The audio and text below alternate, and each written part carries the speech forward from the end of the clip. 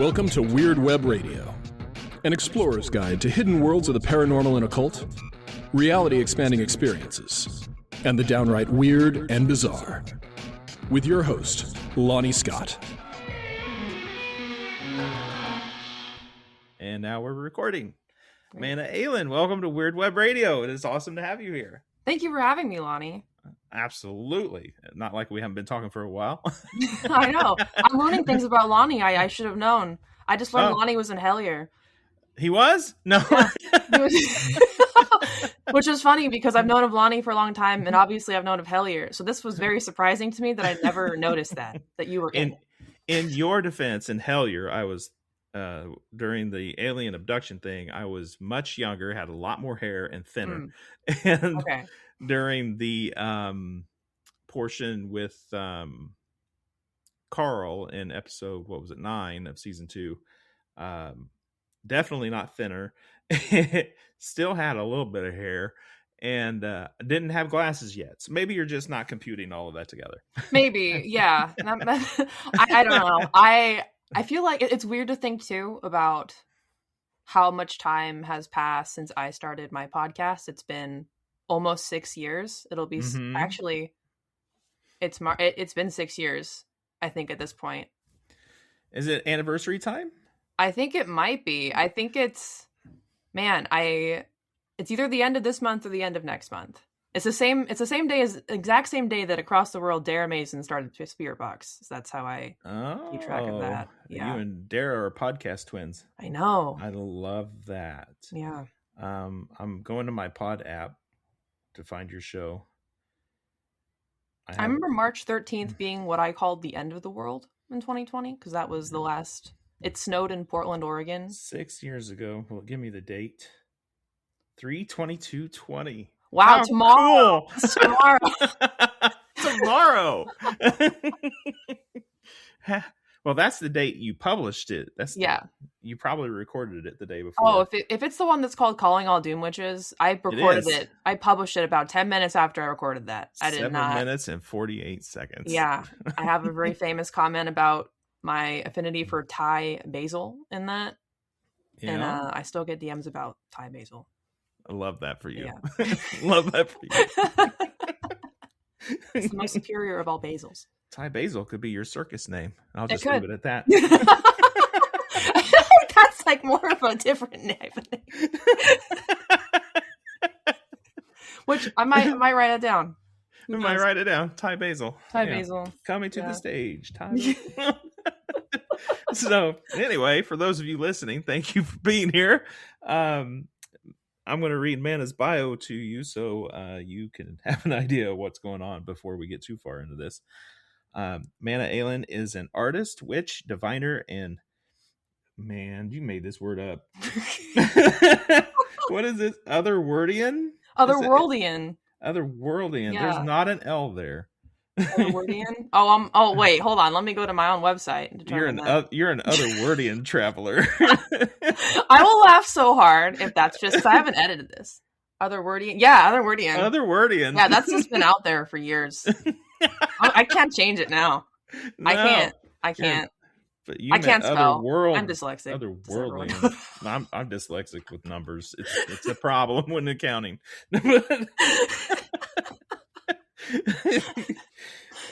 I was just telling someone yesterday that my rules for proofreading an email are I can't read it a bunch of times in a row. I have to physically walk away from my computer and come back like 5 minutes later because of that. Like I will never notice that. Oh, well, we found it. Aren't you glad I read your bio to you? We're not even done with it. All right. Mana often finds themselves connecting with wolfish creatures of this plane and others, and those who live in constant liminality. I love that. In addition to occult education, they hold a BA in philosophy and have studied herbalism since way back in the day, 2017. Mana also hosts that podcast we were talking about, The Real Witches of the End Times, a podcast which I personally love. Please go check it out. Where undefinably weird folk share their stories for an audience of not just witches, living people, or humans. Okay. I'm just flexing there about my You're audience just reach. flexing. Wolfish creatures of this plane and others. Please explain. Yeah, I have had a client one time come to me who thought I was referring to werewolves specifically. So I will clarify that I am not specifically referring to werewolves, but I'm not excluding them from that. I'm speaking more to like I'm being a little bit of a like dramatic in that bio, obviously, but I also have Otherwordian. always otherwordianly dramatic. Have I've just always been really connected to kind of like indefinitive beings. So like there was a period of my time in my life, especially when I was a lot younger, where I didn't like have any backdrop or structure for anything that I was experiencing. And so I was just in my head, in the other space, in all these other worlds essentially, and I didn't really see them, what I'd encounter, as like, oh, this is like a good spirit or this is a bad spirit. But I did find that I have a fair connection with a lot of spirits that are a little bit more tricky. And I call them wolfish because, it's like the idea of a witch having teeth or like not defanging your practice in that way. So it's, it can transmute, transform, be a little spooky. One way to put it, I guess. Yeah.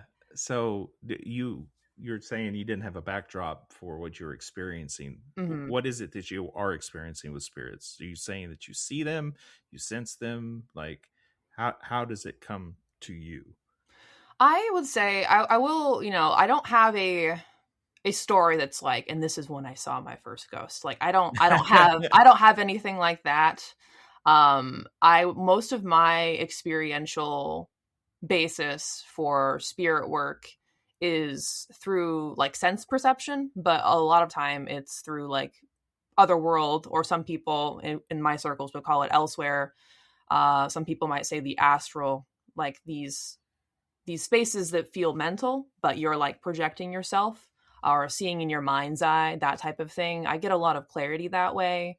I will have a lot of experiences sometimes where even when I'm not seeking stuff, I'll just have, pictures, faces, words, thoughts, decisions that just kind of pop up in my mind, and I'll, make decisions that way. A lot of times I'm not, a huge dream worker person, so to speak, but sometimes I will just have dreams that'll be, very clear to me, like, oh, this is communication or information, that I need to take into consideration, whether it's from my own spirit people or something else coming through. I've moved kind of past that point in my life where like I don't necessarily question if something's happening anymore. Always question what is, like, how can you truly know? But I am definitely at a point in my life where, like, for example, I'm like supposed to get coffee with a friend at some point in the next few weeks, and then I had a dream where we like went somewhere else, and I'm like, well, clearly that's the move. We're not gonna we're gonna get coffee. We're gonna go buy incense from this place. I don't. Oh, get coffee first, though. Come Yeah, on. we'll get coffee. We'll get coffee, and I'll be like, get in the car. We're going somewhere else. So. Say people don't ask to get coffee if they don't really want coffee. Like, fuck your incense. I want coffee. Yeah, that's true. But yeah, that's kind of my long-winded way of saying that I think my spirit relations, they're more integrated into my personage and mental space than like an exterior experience, if that makes sense. Like an external thing. To me, it's very connected with my sense of self. That's interesting. It's very interesting because you keep using the word spirit like it would be something outside of yourself, but you're indicating you feel like it's all somehow inside you. Am I getting that right? Yeah, my experience of it feels very internal. Like there are like there's an idea, like you can have like sense perceptions that are like, from your like physical body. Like if you're like literally smelling something, with your physical form, or seeing with like your actual eyes. And then there's those same types of senses, but they're experienced from like an inner place. There is definitely better vocabulary for this. I'm just not I bet there is. remembering it Who at this knows? point. Yeah. Yeah. I think, some people will, even if you like think of the phrases like, like clairvoyance or like clairsentience, claircognizance, I don't even necessarily mean that. It's like I can experience like a version of myself that is not quite physical, and I can identify like when that version of myself is having sense perceptions, but it doesn't like translate to my, like, if I'm smelling something with my literal nose. Like if I'm journeying somewhere and I can like see myself, but it's not me, and I can identify that, oh, like this me is having a sense perception, but it's like my brain is what's interpreting that information. It's not like the raw sense perception itself. Got you. So you're saying you can journey. Yeah. Can you journey in a way that this is something that friends and I experimented with early days of getting in the occult when we were teenagers. We're like, okay, you go back in the bedroom, shut the door. We're going to pull a card out here in the kitchen and put it on the table. You see if you can astral project and come in here and see it. Can you do that? Can I bend spoons with my mind as well? It's that focus. No. I haven't tried that type of work. I think more of what I have done. I mean, there's been times when I've worked in, maybe like a small task force group, and we have tried to like do something objective like that. And I feel like most of the time what would happen, whether it was like a recent experience that I've done this or like in the past, is like almost the actual thing you were trying to do wouldn't happen. Like I probably in that case wouldn't actually see the card, but something else would occur that would be kind of terrifying for someone else in terms of like what I would see or like what I would perceive or like the type of experience that would be like, oh wow, like this person's actually doing something. They did not know what card I pulled, but they, told me something very haunting about my mind that it is like externalized as like a being. But they would know what if you were like to say something like that to me, I would know what you were talking about. Yeah. Okay. Which would be the scary part for that. But I wouldn't know, but I would be like, I don't know. I just, I'm experiencing this. I had one time where I was in this was maybe 2018, maybe time period wise. I was in a group led like journey. It was like an all day thing where someone, a very experienced person, was leading us through like different journeys in a group. And there were individual prompts of which I don't even remember now. But what I do remember from that experience was you're in a group. So you're like physically next to other people who are, theoretically off somewhere else. And I remember I had an experience where I was in the journey, and then out of the blue, much like the random polar bear in Lost, it was just like a snow leopard or some sort of like strange cat, like went through, like jungle cat, went through my field of vision and then like left off to the right. And I was like, that doesn't have anything to do with anything that I was just experiencing. And then I went back to whatever, Star Wars battle was happening in my elsewhere space. And when we came out of that and we were sharing what we'd experienced, I brought that up because one really important thing, if you're writing down things for journeys, if you're an audience member and you haven't done a lot of that, write down the stuff that doesn't make any sense, because sometimes those will be the things that will be really impactful in ways you don't understand, or maybe in that moment they don't make any sense. And for me, I brought this up. I said, I just saw this snow leopard or lion or whatever it was. And the person sitting next to me, like, looked at me and was like, that was a significant part of my experience, was like this experience with this, like, jungle cat. And I was like, well, that's weird. They like sidetracked a little bit into my mind and then left, and then that asks a lot of other questions, that's like, okay, is there a external sentience to this quote unquote cat that that interacted with me.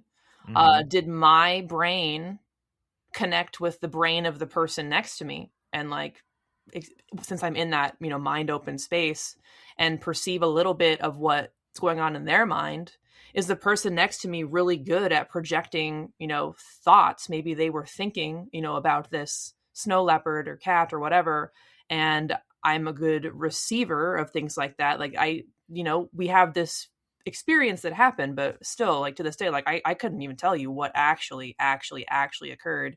I only have my interpretive thoughts about it, and I think that's what a lot of spirit experiences are like. Is you can't 100% eliminate exactly what something is, but the way something does impact you is just as important, even if it's not XYZ for sure. Mm-hmm. That's fantastic. I at the base of my cosmology, we're all connected. Mm-hmm. Everything's connected. Mm-hmm. It's been called the web and weird and fates and fucking Aiden calls it the field. That's my favorite. Yeah. Indra's web, goes back to like Vedic times, and it's all riffing off this same idea that we're all connected. And I see no reason to be alarmed by any of that. It just makes sense that you're so physically close to somebody that in a space like that, doing those kinds of exercises, that maybe you did get something that crossed your path, or maybe you all were just resonating on the same wave that snow leopard had a clue for both of you. Like you, I'm prone to write down what the weird thing is, especially if I'm going on a little like trance journey and I have a purpose in mind, or I'm looking to meet something, or I never go in with just let's see what happens today. That's not my general approach. But when weird shit occurs, I'll jot it down, and it almost universally becomes something important somehow. Yeah. So that was fun. Okay, see ya. No. We usually, with a new guest, I like to get into hauntings first, but that was a wonderful road to follow. I know you have experienced hauntings because you get into hauntings. You seek hauntings. Well, what do you mean by hauntings, Lonnie? In the year 2026, what's your definition of a haunting? Oh, fuck off. No. In the year 2026. If you'd asked me, if you asked me 10 years ago, I feel like it has a very like textured aesthetic of like what a haunting is. When I say haunting, I mean anything that is related to what we would call paranormal phenomena. From you're not casting circles, you're not in ceremonial magic, you're not practicing sorcery, you're not doing witchcraft, you're not seeking the contact, but you're getting strange physical phenomena, lights flickering on and off, changes in temperature, whispers, phantom touches, just a feeling that something is off or wrong, or just interesting. All of those things and more. So when I say haunting, I'm still talking about what people think of when they think of paranormal phenomena. Okay. So like an experience you didn't ask for. That's right. Experiences you didn't ask for. Oh, man. You weren't fucking around, but you still found out. Yeah. Like that's a big question. So you're asking like because for you, memory? you seek paranormal. Yes. Now I do. Yeah. Yeah. But what was the catalyst for that for you? Because, usually for someone on the show, I want to know if they've ever had a haunting kind of experience, because they're not prone to seek them. Yeah. You and I are different. We do. So what was the catalyst to go that route? What made you think that was worth pursuing? Did you have an experience you didn't ask for? Well, I have, one thing that is, very normal, I feel like, for people who do what you and I do is we're all probably like a little bit strange as children. I feel like that is not a hot take. That's something I feel like everyone says. Like, I was kind of a weird kid. I was weird. I was kind of weird. Yeah, I was weird. I was weird in the cultural sense of like how I was growing up. I grew up in a small town. I grew up, you know, late 90s, early 2000s, and things are, you know, there's like a societal expectation of like what is like a child in school who is well adjusted, and there's, you know, quote unquote, you know, alarms or signs or symptoms of someone who like might not be. And one thing, like for me, is for like most of my life I was an only child, and my parents were just working, and that was all that like I really knew. And so I was just very comfortable very early on being alone.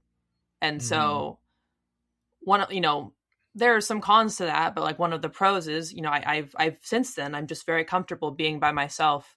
And I don't mean like not having a support system or not having friends. I've always had those things, and I'm very lucky to have wonderful people in my life who are supportive. But in terms of like doing stuff by myself, like I have no qualms even now. Like I want to go to a movie. The fact if I ask anyone to go with me is more abnormal than if I just go. Like traveling, like I've traveled all over the globe by myself. You know, these are not, solitude is not a barrier for life experience for me, and it never has been, because I just grew up where that's just the way that it was. But a lot of, you know, this gets perceived, you know, externally in a different way. So like I really like to read. I had a very, you know, vivid like sense perception. Like I'm one of those people that the saying goes like, can you see an apple in your mind? Can you rotate it? You know, those types of things. I have no issue with that type of mental picturing and mental experience.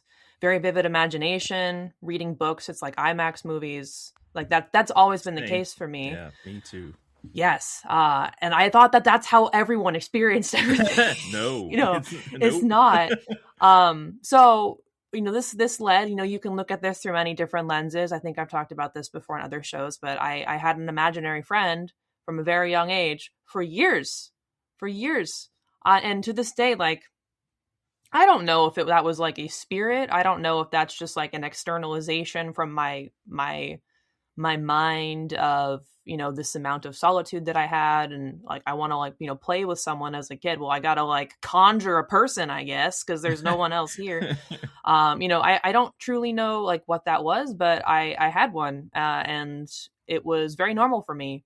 And I had that friend, you know, up until like through like my early, way past an age where it would be socially acceptable to talk about your imaginary friend. Like I was what age is that? Probably like, you know, 12, 13, like pretty old for like that, you know, I wasn't telling people at school about this, but, Yeah. but yeah, so like that always really stuck out for me, because when, you know, now the way, not every experience is the same, but it's not dissimilar how I perceived that friend as to like how sometimes I perceive spirits. And so is that a catalyst? I don't know. That was just kind of something that happened, but I didn't think twice about it because I was a kid. Like there's nothing telling me that's weird. You know, if that, I wonder, you know, if this being, if it was some type of externalized piece of consciousness or, you know, family or what, or who knows, if that person had appeared, you know, way later, would I be like, this is my story of how I saw, you know, started getting in contact with this spirit? Like how would that be framed differently based off of how you're socialized to perceive experiences? So that was like a pretty significant one. And I also have like, this is not necessarily, I guess, catalyst moments, but they're things I always remember. I remember the moment my music teacher in 4th grade told us magic wasn't real, and I was pissed. Yeah. I was pissed off. I remember the memory I have, he did a magic trick, like a stage magic trick, not like a occult thing. And then he explained to us how he did it, and he was like, and that's how I did it, because magic's not really real. And I remember standing behind the cafeteria, like fuming, being like, this motherfucker, you know, like, he doesn't know what he's talking about. He doesn't know. And I was like, why am I upset about this? I don't, you know, at the time I was not a studying occultist or anything like that. But that's a very vivid memory of my mind of like, this man is wrong. He's wrong. 4th grade, like, I didn't want to cut a motherfucker today. I know. Yeah. Pacing, just like talking to myself. Yeah. And then I also always like to read. And one of my a favorite book that I had. My favorite book, I only read it once, but it sticks out in my mind. It was a book about a girl who was in school and she would help ghosts cross over to the other side, was like the premise, but it was like written for kids, like those, chapter books that are for kids. I remember I liked to read that book, and this was around the same time I got sent to Friendship Club, which was a club, a very nice way. Like you get a special slip saying that you were invited to Friendship Club, and you have to go have lunch with the principal and a whole bunch of other students. But the fun thing was they would invite kids that had a ton of friends and kids that teachers thought didn't have a lot of friends, who spent a lot of time by themselves. And then the idea was you go to Friendship Club and the friendly kids have to make friends with the wizard kids, I guess. And I remember being pissed off about that too. Once I realized in there, I was like, oh no, they just see me reading my books about ghosts underneath a tree at last recess. And then I get sent to Friendship Club. Like, are you for real? I have friends. They're invisible. But yeah, so that's kind of like how my childhood kind of always was. I had things like that going on. I'm sure there's a bunch of things I don't even remember. But like a big catalyst moment that kind of set me more down trying to connect with other people about this type of stuff was in my teenage years. I don't exactly remember how old I was, but I would have been able to drive. So it was definitely like 16 at that point. I went to a psychic fair, and the first person that I had sat down at this psychic fair. And again, what prompted me to go to this psychic fair is lost on me at this point. I'm sure at that point I was, listening to other types of media. First podcast I think I ever listened to was Psychic Teachers.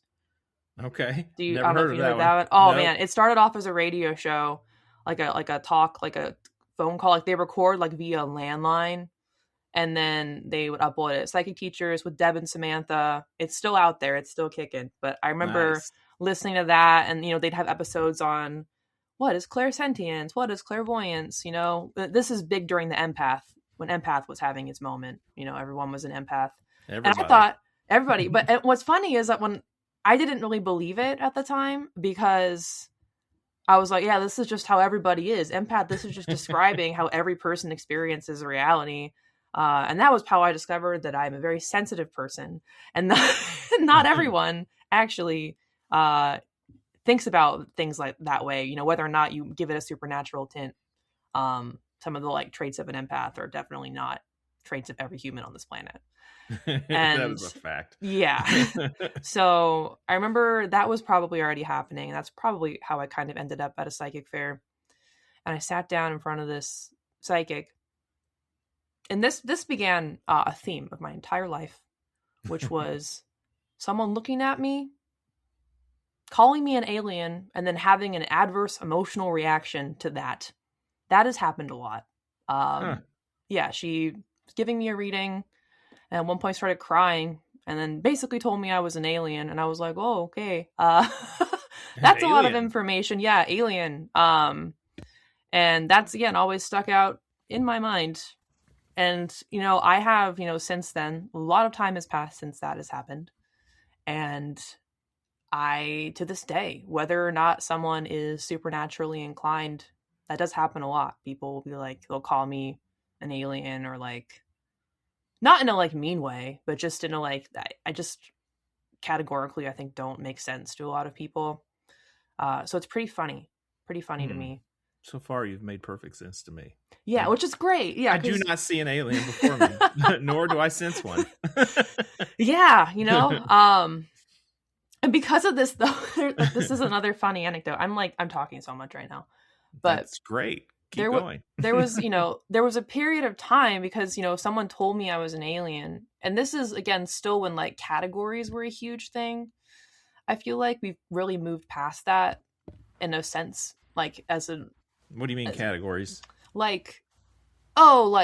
If you're an extraterrestrial, you must have Arcturian ancestry, that type of thing. I feel like that was, it's definitely become a huge dog whistle thing now, but I feel like when that started, it wasn't. It was just you had to define yourself again. I feel like there was at some point in the past few years, it was like, what type of witch are you? Are you like a crystal witch or whatever? It was like a pop culture thing. This was like predated all of that. And so I was like, well, if I'm an alien, I have to figure out which one.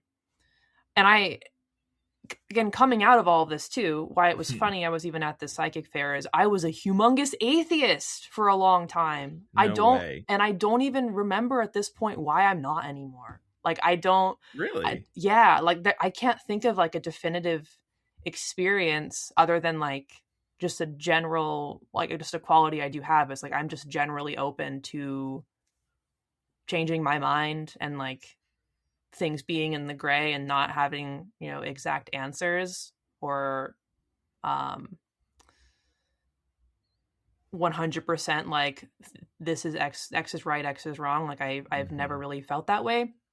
So I think I probably was an atheist for a long time and then just started to experience other things in life and just slowly morphed myself along that way. But I was, part of high school, very atheistic.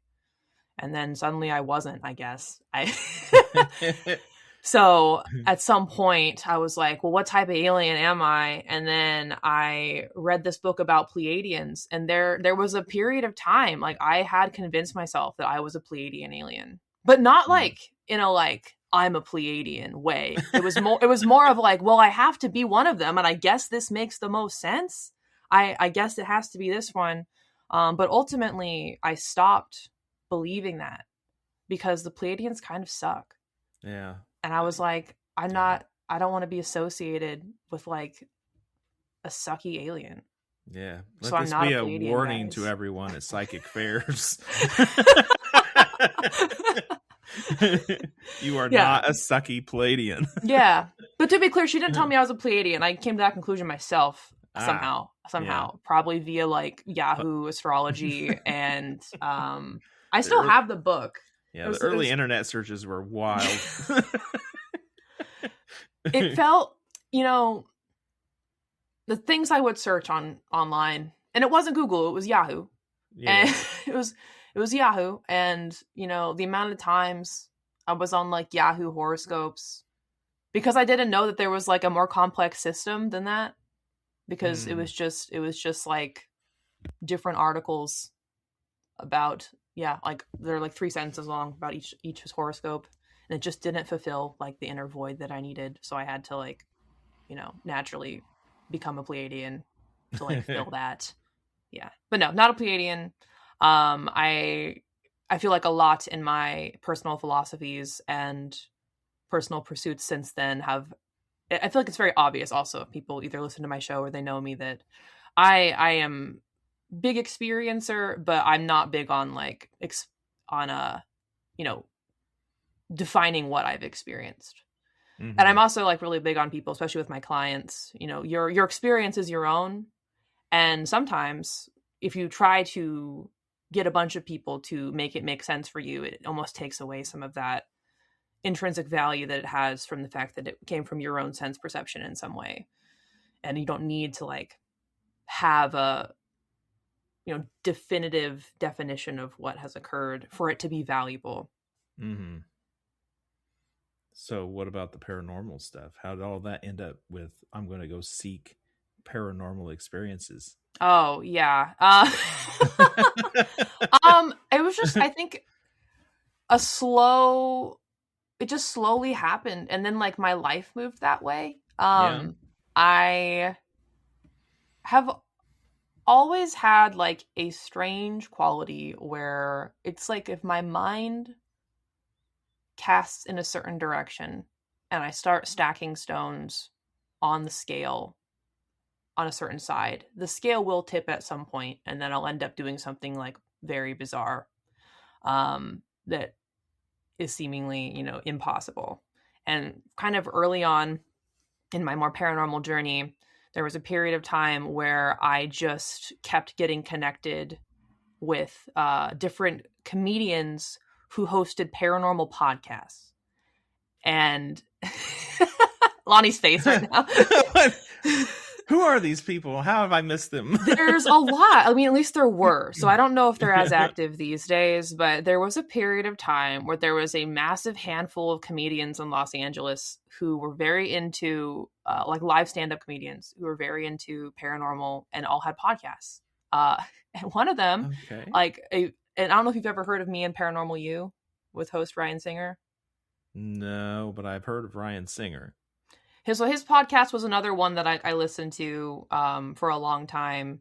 And I think about this a lot, actually, because I ended up like meeting a lot of people like through connections through that podcast. And that truly is kind of like the branch point for me. I have met people from all over the country, from different like podcast communities, and become like friends with a lot of these people. And that's just kind of been like a trait that's happened. Like if I like find my way into one community, you know, like I like when Hellier was a thing was happening, like when it was at least getting released, it was newer. It was a similar thing that happened. Like I wasn't really just like part of an audience. I ended up, you know, becoming connected with a lot of the people who were like branches of that. And I'm not, just to be clear, I'm not part of Hellier. That's not making that claim by any means. I'm just talking about like people who are like connected to that circle.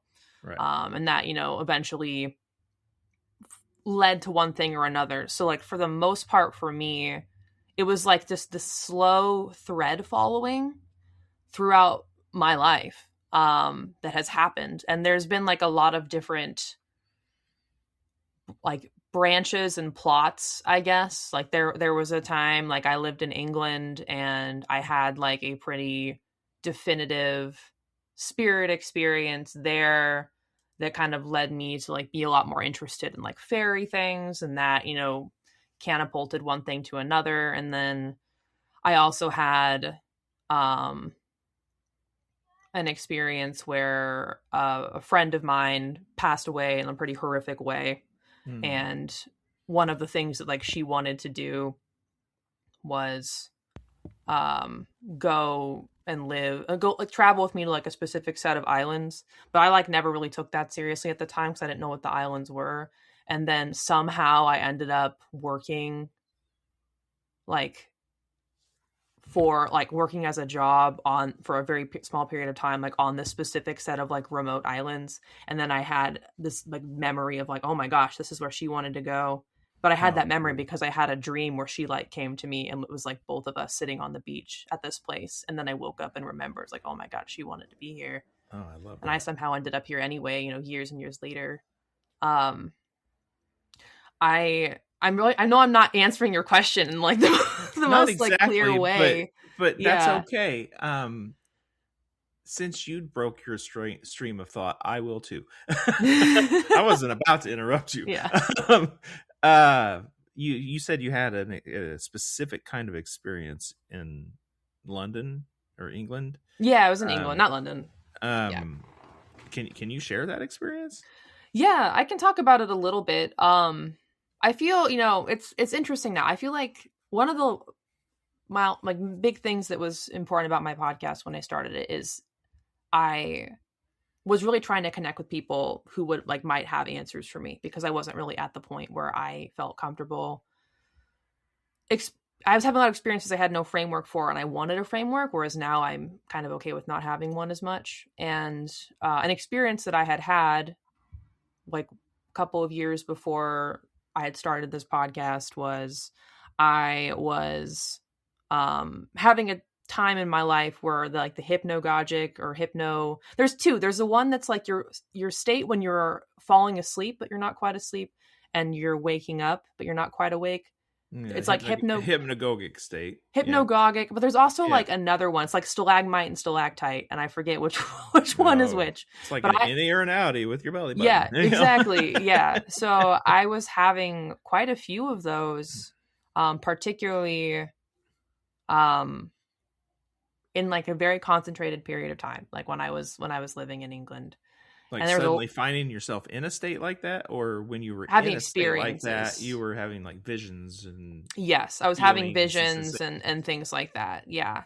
And And it started a little bit before I moved there, like maybe, and a little bit after. But it was mostly like while I was in England, like in the fall time. And some of them were like, if you haven't had those, it's not quite like, for those listening, if you haven't had an experience when you're about to wake up or about to fall asleep, this is kind of when some people tend to experience like sleep paralysis, or if you've ever heard anything like that. But what I'm talking about for myself was not like a sleep paralysis demon situation. It was more of very strange, like hearing voices that are like very clear, saying very clear, weird things that somehow like made sense. Having some type of like dream experience that's very visceral. So it would cross this threshold. One that I remember very clearly was had been abducted by aliens in this hypnagogic state. And then this ear splitting shrieking started happening. And I remember thrashing about, in my wakeful state, and like I was like actually physically moving. And then in the experience, like when I was trapped, I was like covering my ears, like I was experiencing like sonic torture, like through whatever like sound was happening. And then I like opened up my computer and was just like going through YouTube as one does when they wake up, and and there was like this video of like, oh, like have you been it was a video. It was like, oh, I have this, like, I feel like I need to talk about, like, if anyone is, had a horrible alien experience recently. So that was a time also that I was like questioning if I had an alien abduction experience because of some of the hypnagogic things that were happening. I don't know, like, who knows? But that was something that I never wanted to consider, and like was starting to wonder. And then I had an experience where a like being rounded a corner in my mind and like appeared on like in front of me as like a shadow. And it was so vivid and so clear that when I woke up, it was like undeniable to me. Like there was something to that. And then over a period of several months of me resisting like this presence, it became like very much just part of my life. And I would like over time, it was like, okay, like you can, walk next to me down the street. And then I would notice that people would interact with me differently on the street. So, just societally, oftentimes people don't get out of women's way when they walk down the street. But one of the things that at this moment I remember when this being was walking with me, that suddenly everyone would give me this huge wide berth. It was like a subconscious just decision that would happen pretty vividly.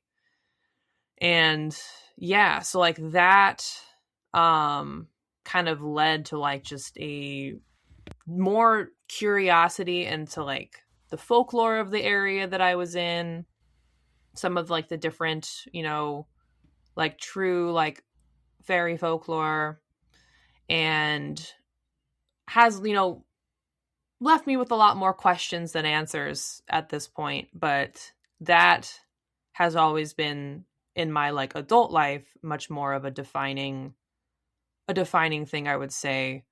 And yeah, there was a period of time I was interviewing a lot of the people on my podcast, trying to find experts or people with more information that would be able to like help me or give me some insight into that. Mm-hmm. So if people ever work?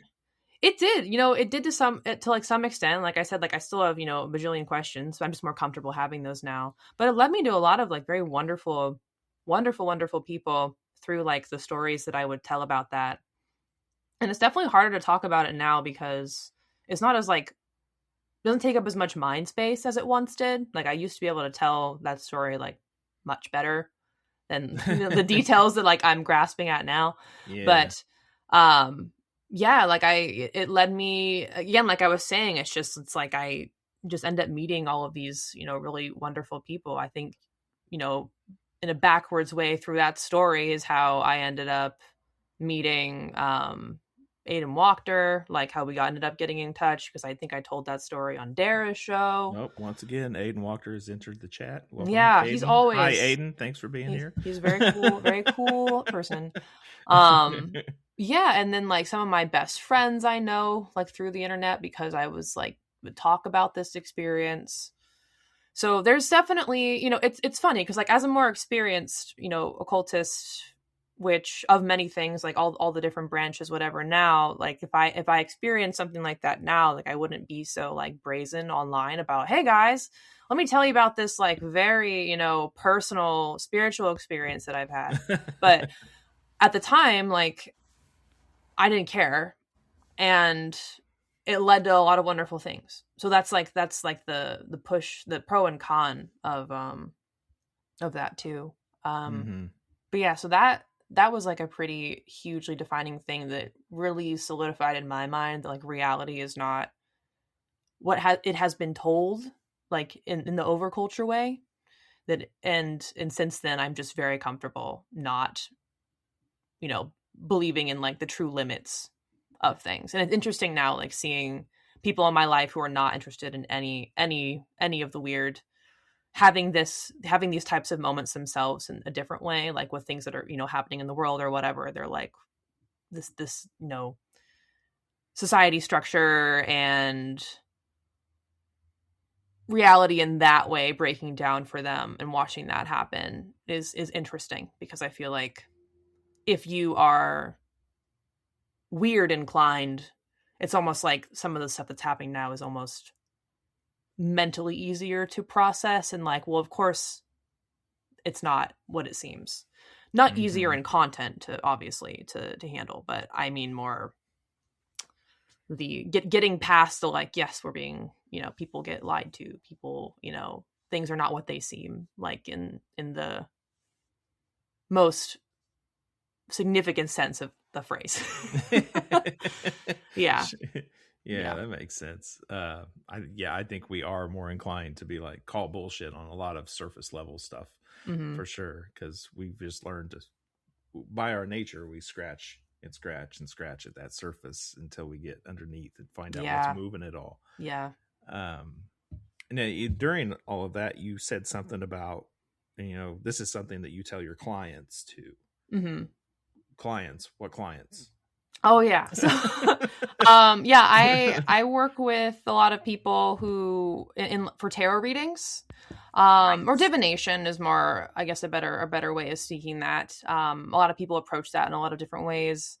My main tool is tarot, but I also, I'm reading the cards in a way that is like the tarot as a language, but often there are people that are just naturally drawn to get readings from me, whether it's because they, really, they connected with my show in some way,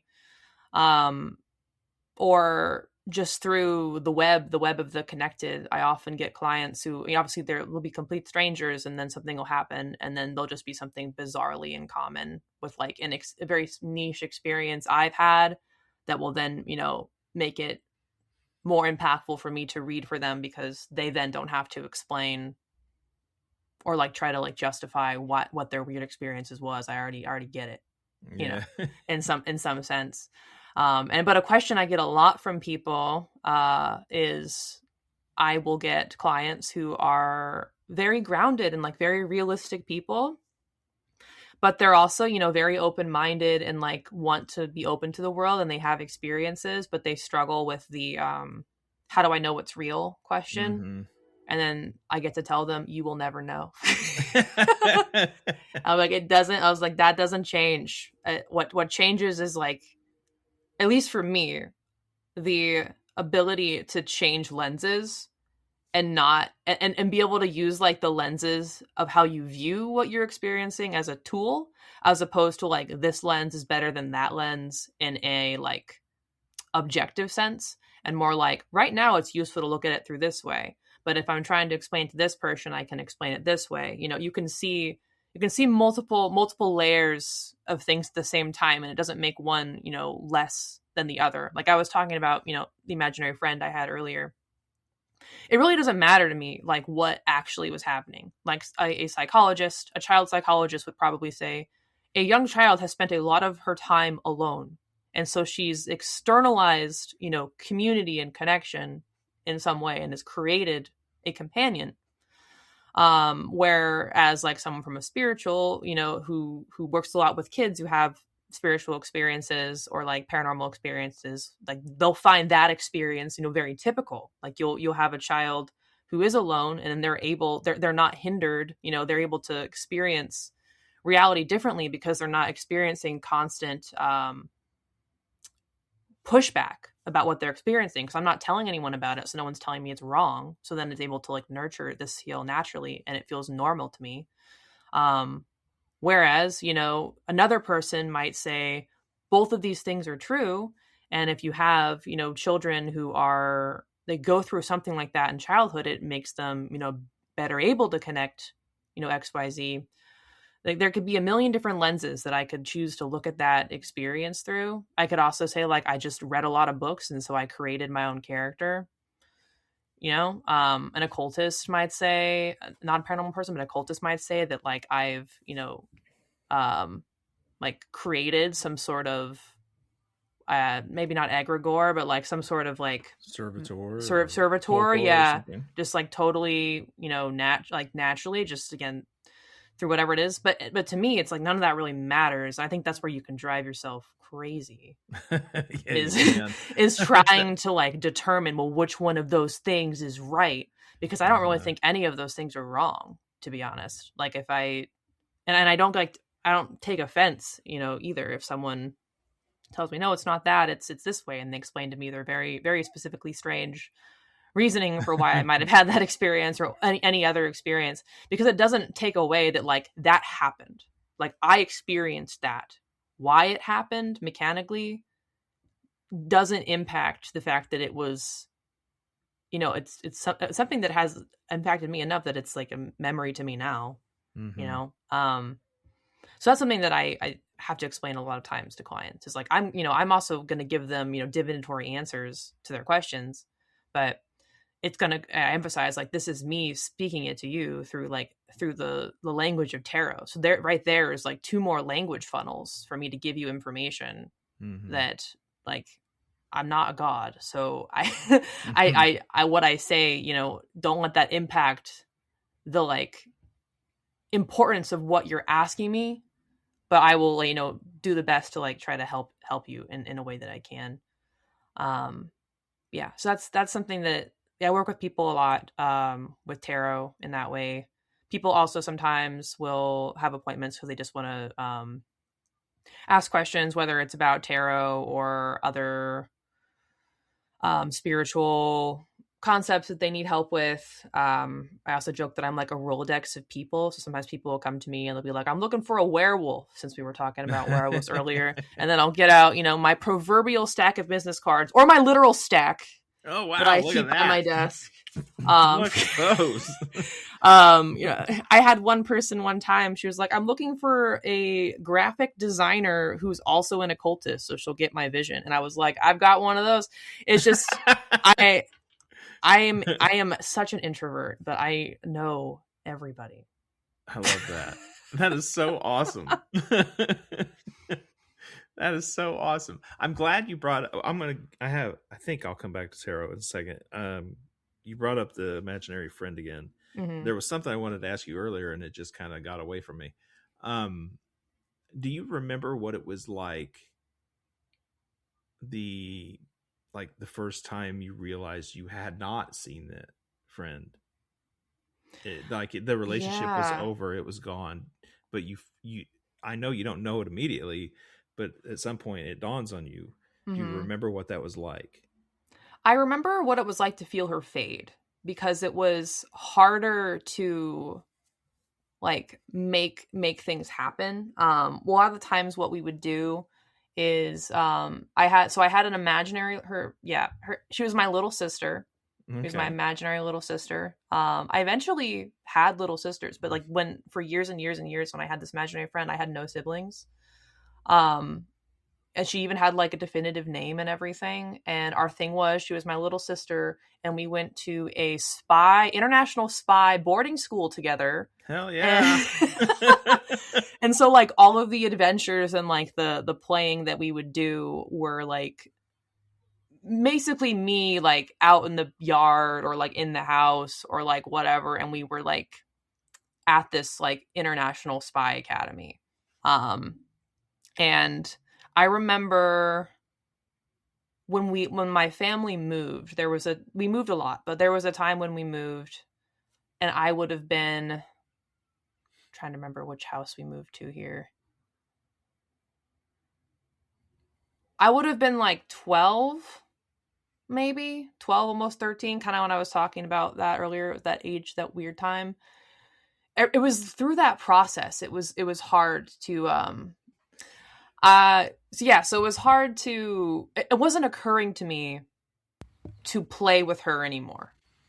Because before it was like she was a constant thing in my mind. And I remember when we were moving house, it was like, oh yeah, wait, I could be doing this. Like one thing we do it a lot, the car was like an airplane and we'd like board the airplane, our like private jet at this spy academy. And yeah, it was just less and less. She popped up in my mind less and less naturally. I wasn't seeing her as vividly in my mind's eye. I didn't feel as like immersed and in the moment when we were like on missions or whatever together. And I remember, you know, even thinking like, wow, like this is hard now. It's hard to like hold this. So I don't know if anyone who's listening's ever been like what I call like in vision or like journeying. I tend to usually call this stuff vision work. There's just, I keep saying so many different words because different people call it different things.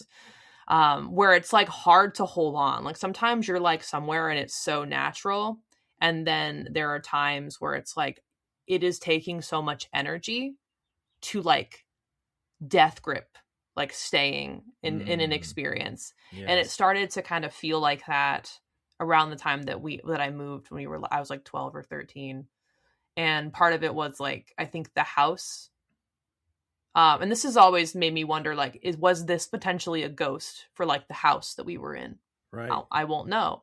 Is because when we moved house, I didn't see it. That was also hard because we were moving back and forth. And so it was easy for me to imagine everything we were doing at the old house that we were at.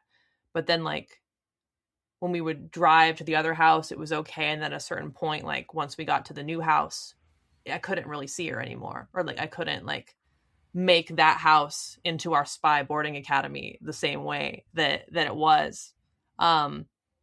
So that's again back to the question of like, was she part of that area that we were living in for so long, and could she not, you know, get all the way to like the new place that we moved, because we moved pretty far from where we were living. So she would like be in the car, and then it was like, and then she would just be kind of gone. So there was no like, at some point, you know, there was a last time that I really saw her, but it was a definite noticeable fade, because I have memories of that being like, why is this so hard now? But then I also was having things happen in my mind at the time of, I was starting to become aware that it was weird. that this was like still part of my life at age 12, 13. I was like, this is a little bit, you know, embarrassing now. And before it was like, wasn't odd at all. I would tell my mom about it, you know, and she'd just be like, okay. Eat your vegetables. Interesting. Yeah. So that's what I can recall from there. It was like a slow fade, potentially related to the land. Yeah. Have you ever thought about going back to that area? Just like creep slow, drive by that house and see if she appears in the passenger seat? You know, I haven't. I mean, but I totally could. Yeah. I'd be very interested to know how that turns out if you decide to do that. Yeah. Oh, I got chills. The whole time the more you're talking about it, and the more I'm learning about it, the more it feels like you are interacting with some sort of organized consciousness related to that land, who saw an opportunity to make a friend. Yeah. And you guys were friends, you know, like, I don't think there's anything more complicated to it than that, honestly. And I just can't help but wonder, if you go back, that same organized consciousness is there and says, friend, back, Spy Academy That would on. be so interesting. I would wonder too, like from that being's experience, if any time would have passed at all, Yeah. Like for me, it would have been, over 20 years or whatever, but it's for them. I wonder if it's just like, I was gone, like, whoa, they're back and they're very tall. Like,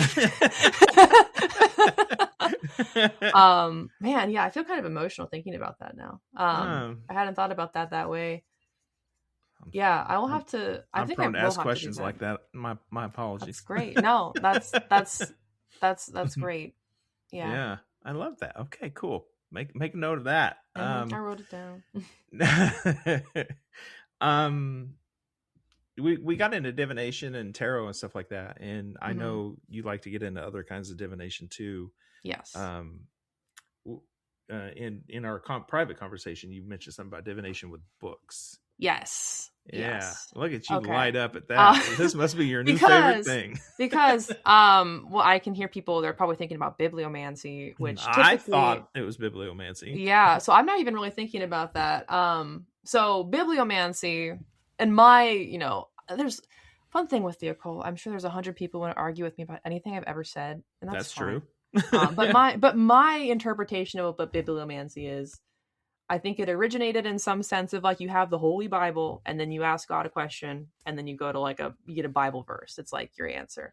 I think of it more, modern day people, they might pick up I'm looking at the books that I have next to me and this is really funny. This is just what's on my desk. So if you were to ask a question and then you were just like, let me ask Confessions of an Economic Hitman, what the answer might be. Totally dig that. You might, go like this and then you end up like in a passage about Panama Canal negotiations and maybe, but I feel like you choose a book. Some people, they have their like a large book that they'd use. They'd ask a question and they'd get an answer or most of the time what I see people do, it's more for fun. Like they'll find a cool book somewhere and they'll ask a question and just see kind of what pops up there. I look at, when I think divination with books, I started thinking about it in a little bit more, philosophical sense of, I've always found it interesting that if you have, one person read, or if a bunch of people tell you that they really liked a book, so it's not a book they're like forced to read. It's one that people have like found on their own. Maybe it's like a popular fiction book or like, something like that.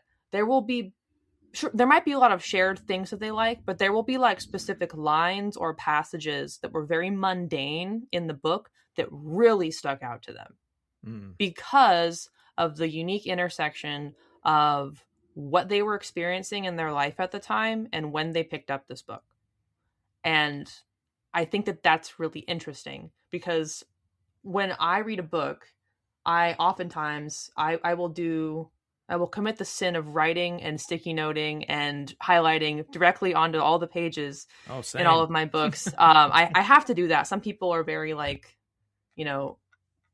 temple-like with their book. Like nothing shall happen. I am not like that at all.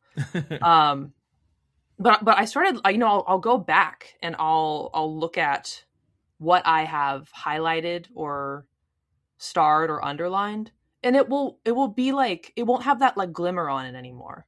I'll be like, why did I do this? Like this is like a throwaway line, that is, sometimes when I highlight like a reference book, like if I'm reading an occult text and I'm highlighting things because they're like useful information. I'm talking more about when people highlight or underline stuff and it's like a line that really moved them, but it's like specifically for that moment. So I think that there is something very compelling about when books appear in people's lives and getting answers to questions maybe they've had in their mind through that book in a like indirect sense. So, for example, I like in my own life recently was just dealing with a lot of, more relational issues. And I was reading a very unrelated book to that topic. I was reading, On All Fronts by Clarissa Ward, which is a first person account of a foreign correspondent in the like 2000s during like the beginnings of like the Syrian conflict and everything like that. So very unrelated to like like anything that was actually going on in my personal life.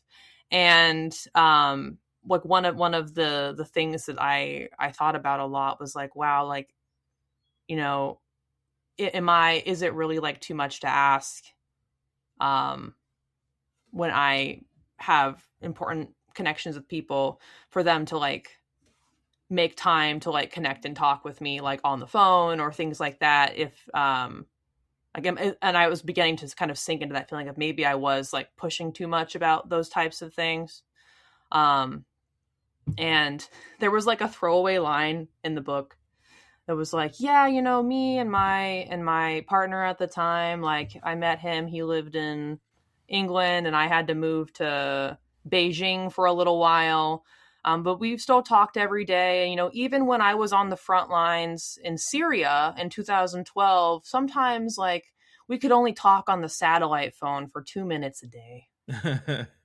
And I was like, okay. Yeah, I see where you're going. Yeah. And I was like, this, and that like hit me more than like any advice any friend had ever given me, like therapist, whatever, like about like sometimes when you ask people for advice, they'll give you very helpful advice, but it won't like punch you in the same way. But I have that experience with books. Like that's a very specific example, but like I have no doubt in my mind now that like, you know, the unrelated thing in my life, unrelated to the actual content of that book, about if it's, you know, too much to like want to connect with people. Well, if someone can, you know, use a satellite phone in Syria and call you for 2 minutes, then they, I shouldn't feel bad about, you know, asking for those types of things in my own life. But I feel that way, you know, because I think this the reason why I was bringing this up initially, and I mentioned it to you before we recorded, was I think we are in an interesting point in time where books are,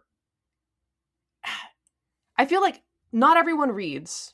That's always been the case, and that's still the case. Yeah, but I think because of the internet, though, it's like there are like some books that are like really popular, and so it's just become more easily seen to like see opinions about any book you could possibly imagine. And all of these like critiques are, you know, about like the content of the book, like the actual structure, the writing, those experiences, whatever. And those are all awesome. Like we need literary criticism, you know, we need, you know, all that type of stuff. But what I'm noticing happening is sometimes, you know, people will be like, well, I really like this book, but, you know, a lot of people don't like it because it's not, you know, the next great American novel or whatever thing like that. But I really want to express to people out there, because this is how I feel, and I think this is a true thing, is like you can love a book because of when you read it in your life and the pieces that came out of it for you. And it can like be the worst book ever written, and you can still love that book. Because it had those moments for you. Like there's books out there that like people have read, like all different types of books, like and it'll be unrelated to a topic, and like maybe it'll be something that like helps them get through like a domestic violence situation. Maybe a book like, you know, really provided them with, you know, a view into like a different reality that they needed, or even if we're thinking like occult reference books, like you could, like there's books that like I really liked. I'm not able to think of one right now for some reason. My brain's pretty jumbled, but that I wouldn't like recommend to someone as an occult text. But I remember like when I read it, it was like, yeah, like, oh, well, here's one. I do recommend this book, actually. It just needs a good copy edit. But Sounds of Infinity by Lee Morgan. Like when I read that book, and this is about the fairy faith and fairy tradition, that really changed my life, because it was the first time I'd read a book that was just so unapologetic about the fairy experience. And it really like kind of altered the brain chemistry, like in my mind. It like gave me permission. It felt like to be like, no, like this is, you're not, you're not crazy. These are real, cultural, this is a real cultural phenomenon that happens. Is that like the best book written about that topic? Probably not. Like, and so I do recommend it for people who have that type of experience, or looking for that type of like prose experience, I guess. But in terms of like facts, I wouldn't recommend it at the same time anymore. But I think that that's like a really important piece of reading, is like your own unique relationship with a book, and not letting like external noise change that for you. And just because you like something, when someone says, also like, if someone says they like something, I think people should consider that they might have a different relationship with it than like you do. Again, they might be like, wow, these characters actually do suck, or like, I don't like a lot of the points that are being made, but maybe there was like one piece of this that is like really good, or like really impactful. And I think that's also where critical thinking comes in. Yeah, that was the thing I wanted to talk about. I love that. That is wonderful, because there's so many books that I've read that have had exactly that kind of impact on me over time, but I've never once considered it like a divination kind of thing, except once. I found my best friend dead March 22nd, 2010, right? From complications of type 1 diabetes. And I was reading the Dresden Files books at that time by Jim Butcher, which are fantastic anyway. I would recommend them. I love those. They're so fun and well written. In the book I was reading at the time, I can't remember which one it was now, but I look over where they're at the bookshelf. I don't remember what one it was at the time, but at the time there was like Dresden was talking in the book a lot about death and how it comes unexpected, and there was death deities and stuff being dealt with, and just death was a very big theme in that part of the book on that day. And then a friend of mine messaged me and was asking me, hey, do you know who the ancient Egyptian god is associated with death? And because it's like one of the dog ones, right? And and I started teaching them about Anpu or Anubis. And someone else messaged me about death, and then I saw something else about death, and then something else came up about death, and then I was leaving my home to go to work that night, go up to the bar that evening where I did work, and I'll never forget it because of all the death references that day. I pull up to the stop sign to turn, waiting for traffic to go, and a hearse drives right by. Wow. And I was just like, it was like omen after omen after omen after omen after omen. Death is really big here. And I wasn't putting any of it together at all. It's just like life is happening around me, and I'm numb to all the synchronicities at the moment. And if I had been, I don't know where my mind would have gone. And then I get up to the bar where I worked and where we all hung out a lot. And first question I got was like, have you heard from Dan today? I'm like, no. Have you? No. Like, it was so weird that nobody had heard from him. And then, we all go racing across town to his place and find where he had passed away. Wow. And that is definitely one that stands out to me, where I had these rolling, like, first a book cued me, and then other things happened that were very very synchronized with that, where I don't know how I would have, even with all my experience, my brain is going wild right now, just based on what you said. Like, even with all my experience in the occult, all the experiments I've done, all the magic that I've practiced, I still don't know how in the moment I would have put all that together to know what was coming my way, if that makes sense. Yeah, that's exactly what I'm talking about. And I think that there's something about books too that whether, why are they written in the first place, particularly like creative works, I think, like how did this, author get this idea, and how are they able to, like, there's a lot of talk about like, are things like that channeled, is there some sort of connection, so which would lead to like a book having some sort of like consciousness of its own. I think all of that is very, very fascinating to me, for a lot of the reasons similar to like what you said, like how they can kind of like also seemingly spiral to a lot of other connections. I've had like a time, this was like fairly recently actually, where I was interacting with like a spirit that I like wasn't interested in interacting with, and and that's been kind of a long-term situation with that spirit. I'm just like, not really, like, no thanks.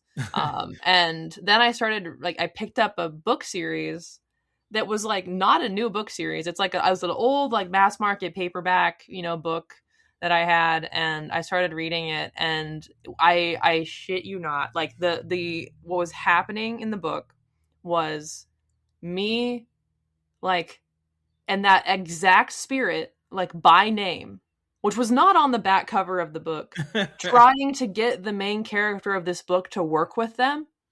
And then the character being not interested and being like, I'm not, stop doing this. And that was like and there were so many other things in it, but that was like a whole plot in that book. And I was like, it was so bizarre that like, it doesn't even sound real when I'm explaining it right now. And again, it was like, there was nothing like on the back cover description or anything like that. That was, it was like, this is, could have hinted my brain at it. I just was like, I'm just going to start reading this. And then I was like, this is nutso. Still not working with you. Fair enough. We've gotten around to a good point where I think we could head towards the Patreon portion. But before we do, is there anything that you wanted to talk about? Anything I didn't bring up? Now would be a good time to do so. Topic wise, I think we got through some really interesting things. I agree. Would you like me to plug stuff? Is that what's happening? Also? Well, you can plug stuff whenever you're ready. Okay. If you don't have anything you want to add there, then of course, where can people find you? Yeah, I mean, I'm sure, honestly, if you're listening to the show, you probably might have seen me around or heard my show at some point. I hope so. I think our audiences are very similar. Yes. So I host a podcast called The Real Witches of the End Times, and that's available on many different platforms. I posted pretty consistently for a long time, and now I do it a little bit more interstitially. And it was definitely a project that I still love, and so definitely go check it out. And you can also find me on my website, which is www.mothmana.com. I have information there. There's links to the show, the podcast, if you're interested. Links to information about readings, a way to contact me. I get a lot of fun emails, so always open to more weird fun emails. Yeah. And I'm on a few different socials. I am still on the Instagram at Mothmana Tarot. And I also, if anyone was around when Twitter was still Twitter, I used to just riff the best jokes all day long on Twitter, and I have not been able to do that for a couple of years now due to the takeover of that app. But I have moved over to Substack, and I've kind of been doing that a little bit there. So I'm on Substack. I think it's at Mana Aelin. I'm also on Blue Sky, but I do not remember my username. Oh, that's could be a problem. It's probably Mana Aelin at this point. Yeah, there's a cosplayer named Mothmana, and they and I beef about username getting. Yeah, so we're all casting binding spells on that one. Okay, cool. Okay, well, thank you so much for being here. Honestly, this is one of my favorite conversations I've ever had. This was fun. Oh, amazing. Yay. And everyone out there listening, thank you for listening. Please do go check out Mana's show. It's one of my favorite podcasts, so it should be yours too. All right. For the rest of this conversation, if you want to hear it, you're going to have to go to patreon.com/weirdwebradio or go to weirdwebradio.com and click join the membership. Please share this episode as far and wide as you can and stay weird out there, my friends. All right. And now before I say bonus, I'm going to go turn on the light because I realized I've turned into it got a little dark. The sun went down. I don't know how much better that is, but you're a little bit more illuminated. You don't have a harsh shadow anymore. Thanks. Okay. And now it's bonus audio time. Mana Aelin, are you ready? Yes. She says she's ready, folks. No. All right. First question is always the same for first-time guests. What famous person's resting place would you most like to visit, and why? Oh, man. Do you want to hear how they just answered that question? What famous person's resting place would you most like to visit?